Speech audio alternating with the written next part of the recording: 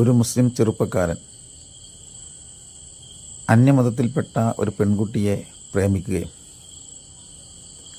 അവളെ വിവാഹം ചെയ്യുന്നതിന് വേണ്ടി അവളെ നിർബന്ധപൂർവം മതപരിവർത്തനം ചെയ്യിക്കുകയും ചെയ്യുന്ന ഒരു പ്രവണത ഇന്ന് നിലനിൽക്കുന്നുണ്ട്.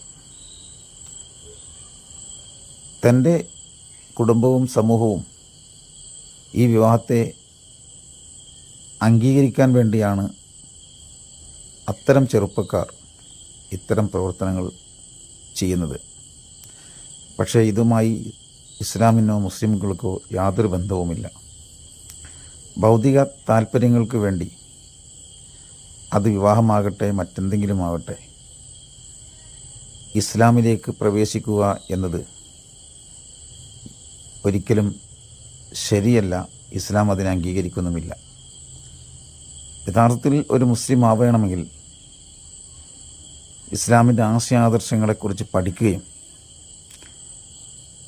ആ ആശയാദർശങ്ങൾ ശരിയും അംഗീകരിക്കേണ്ടതുമാണെന്ന് ബോധ്യം വരുത്തുകയും ചെയ്ത ശേഷം ആത്മാർത്ഥതയോടെ ആ മതത്തിലേക്ക് പ്രവേശിക്കുമ്പോൾ മാത്രമാണ് ഒരാൾ യഥാർത്ഥ മുസ്ലിമാകുന്നത്.